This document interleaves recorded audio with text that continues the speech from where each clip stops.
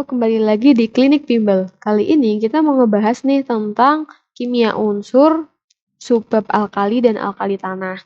Nah, ini kita akan bahas secara cepat aja, jadi buat kalian yang masih ada pertanyaan lebih lanjut mungkin bisa personal ya. Oke, jadi di nomor 1, mari kita coba perhatikan soalnya. Ada 3 jenis kristal garam kalium yang berwarna putih dan larut dalam air, diuji dengan berbagai pereaksi. Hasil pengamatannya seperti ini, ada garam 1, garam 2, garam 3. Ketika reaksinya itu Pb2+, direaksikan dengan garam 1, itu hasilnya endapan putih, garam 2 juga endapan putih, garam 3 endapan kuning, dan seterusnya. Nah, berdasarkan tabel di atas, maka garam 1, 2, 3 berturut-turut adalah apa aja macamnya. Oke, yang pertama kita cek terlebih dahulu garam 2 karena lebih mudah. Nah, garam 2 ini merupakan KF. Loh, tahu dari mana? Mari kita cek. Ketika KF direaksikan dengan Pb2+, menghasilkan PbF2. PbF2 itu berbentuk padatan dan warnanya putih. Ini endapan putih, berarti benar. Kemudian ketika KF direaksikan dengan Ag, ya kan Ag, menjadi AgF. AgF itu larut, jadi tidak ada endapan. Di sini tidak ada endapan. Oh, berarti cocok lagi nih. Kemudian Kf ditambah H2SO4 menghasilkan K2SO4 plus 2HF. Ternyata terdapat uap asam yang berasal dari si HF ini. Di sini uap asam ketika direaksikan dengan H2SO4. Berarti garam 2 itu adalah Kf. Nah, kita lihat opsi jawabannya di sini yang ada garam keduanya itu Kf itu ada A sama E. Berarti kita harus tentuin dulu nih yang pertama itu Ki atau KCl. Sekarang kita uji coba yang KCl. KCl ketika bereaksi dengan Ag menghasilkan AgCl. AgCl ini berbentuk endapan putih. Mari kita coba cek. Garam 1 reaksi dengan Ag itu endapan putih kuning. Berarti cocok ya, maka jawabannya tepat itu yang E. Kemudian untuk soal nomor 2, jadi sebanyak 50 ml larutan ditambahkan pada larutan Ki berlebih yang diasamkan. Ion yang dibebaskan dititrasi dengan larutan Na2S2O3 0,10 molar. Untuk menghilangkan warna indikator kanji diperlukan 20,0 mili larutan tiosulfat. Berdasarkan wacana di atas, maka larutan di dalam botol tersebut adalah larutan titik-titik. Oke. Reaksi di atas tadi itu termasuk oksihalogen dan menggunakan titrasi iodometri dengan melibatkan reaksi redox. Untuk membuktikan ion negatif digunakan larutan NaClO atau natrium hipoklorit karena menghasilkan larutan iodin yang nantinya menjadi Ki. Ini ya. Oke, selanjutnya kita tulis reaksinya masing-masing. Ki diionkan menjadi K+, plus I- ya. Kemudian anion yang digunakan. Kemudian Na2S2O3 itu menjadi 2Na+, plus S2O3 2-. Anion yang digunakan. Ini kita ionkan dulu masing-masing. Kemudian I2 ditambah 2S2O3 2- menghasilkan 2I- plus S4O6 2-.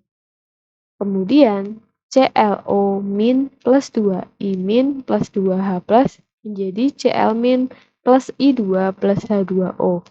Nah, ClO- ini diambil dari NaClO. Cl ya, sorry. Kemudian NaClO itu menjadi Na plus ClO-. Sehingga benar berarti larutan yang dimaksud itu NaClO. Seperti itu.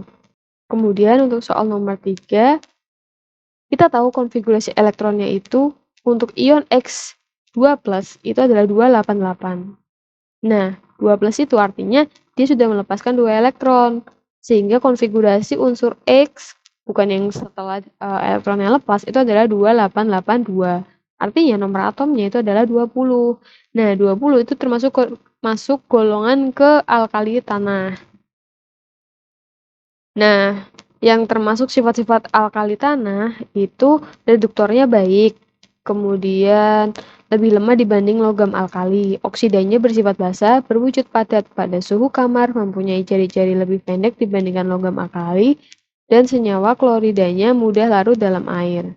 Jadi pernyataan A, D itu merupakan sifat unsur alkali. Pernyataan B itu adalah sifat unsur halogen dan pernyataan C merupakan sifat unsur raksa. Kemudian di soal nomor 4, reaksi yang tepat untuk membedakan ion Ca2+ dengan ion Ba2+ itu adalah titik-titik. Jawaban yang tepat itu adalah D sama E. Kenapa? Jadi kita tuh harus cari yang berbeda. Contoh nih, kalau misalkan yang A ya, SO4 2- sama CO3 2-. Kalau Ca di sini larut banyak. Yang Ba2+ banyak endapan. Oke, sudah cakep ya, maksudnya sudah berbeda. Sekarang kita cek yang CO3 2-. Di sini ada banyak endapan, di sini juga banyak endapan. Berarti nggak bisa, karena kita nggak bisa bedain mana yang Ca, mana yang Ba. Jadi jawaban yang tepat itu C atau jawaban yang tepat itu D atau E.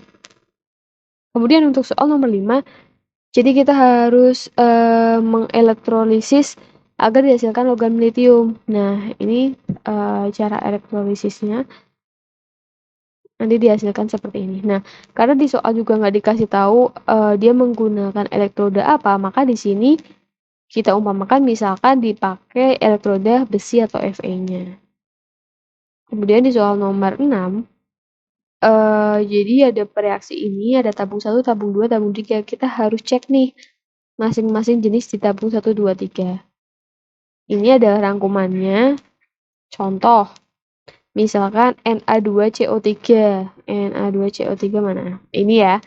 Nah, di tabung 1 itu endapannya putih. Mana aja yang masih putih, yang masuk ke dalam endapan putih nih? Ada Mg, ada Ca, ada Sr, ada Ba. Masuk semua ya, karena nggak ada kriteria yang lebih. Kemudian kalau ini nih NaOH.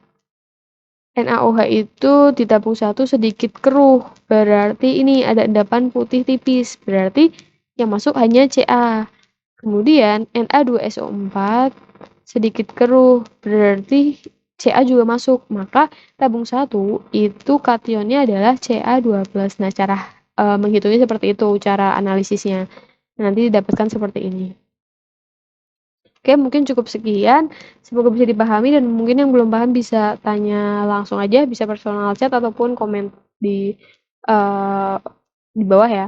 Oke, terima kasih.